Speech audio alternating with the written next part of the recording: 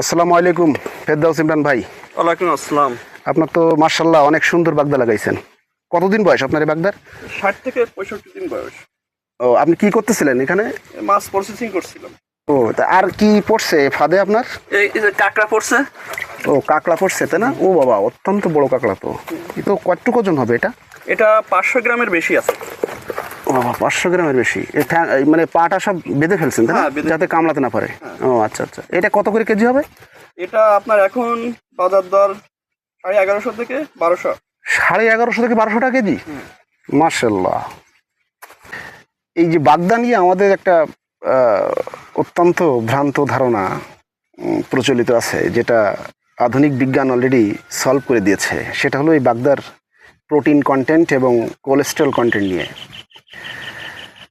আমরা জানি এটা খুব হাইলি প্রোটিন সমৃদ্ধ একটা খাবার। কোলেস্টেরলও আছে উচ্চমাত্রায়। কিন্তু বিজ্ঞান এখন বলতে চাচ্ছে, আমাদের যে ভ্রান্ত ধারণাটা সেটা হচ্ছে বাগদা চিংড়ি খাইলে কোলেস্টেরল খুব বেড়ে যায়। কিন্তু বিজ্ঞান এখন যেটা বলছে যে কোলেস্ট্রল, হাই কোলেস্ট্রল সমৃদ্ধ খাবার থাকলেই যে খেলেই যে রক্তে কোলেস্ট্রল বাড়বে সেটা না। বাগদা এদিক থেকে 100% নিরাপদ।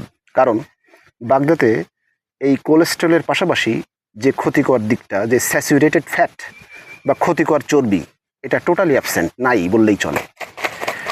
পক্ষান্তরে এই বাগদাটা আপনার রক্তের যে ভালো কোলেস্ট্রল, যেটা এইচডিএল, যেটা এটা দারুণভাবে বৃদ্ধি করে।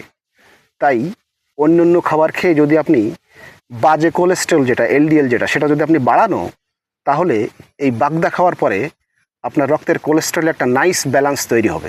তাছাড়া ওমেগা 3 ফ্যাটি অ্যাসিড এবং মিনারেলসের মহাসমুদ্র এই বাগদা। আপনার হৃৎপিণ্ডর স্বাস্থ্য ভালো রাখতে এটা একেবারে টনিকের কাজ করবে।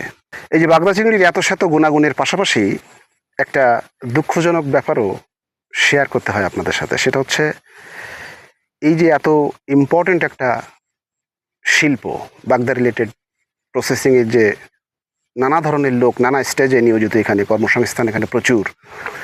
তারপরেও আমরা বাংলাদেশের বাগদা চাষিরা এবং মধ্যস্থতাকারীরা, ইভেন এক্সপোর্টাররাও একটা আত্মঘাতীমূলক কাজ করছি। সেটা হচ্ছে এই বাগদার ওজন বাড়াতে গিয়ে কৃত্রিমভাবে নানা অবৈধ পন্থা অবলম্বন করে ইউরোপ আমেরিকার যারা ইম্পোর্টার, তাদের দৃষ্টিতে অলরেডি রেড মার্কে চলে আসছি আমরা। আস্তে আস্তে এই দুর্নীতির কারণে এই শিল্পটা ধ্বংসের দ্বার প্রান্তে। তাছাড়া এই যে জমিগুলোতে এই বাগদা চাষ হয় দীর্ঘকালীন, তাতে করে এখানকার যে উর্বরতা, বাগদা চাষের সাপোর্টিং যে এনভায়রনমেন্ট, সেটাই জমিগুলো অলরেডি হারিয়েছে।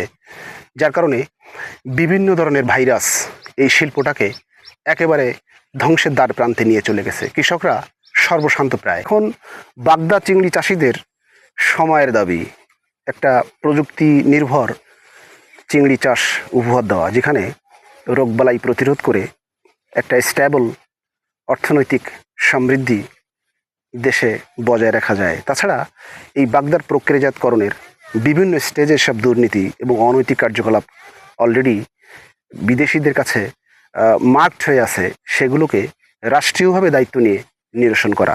তাহলে হয়তো এই হারানো চিংড়ি গৌরব ফিরে পেতে পারে বাংলাদেশ আবার।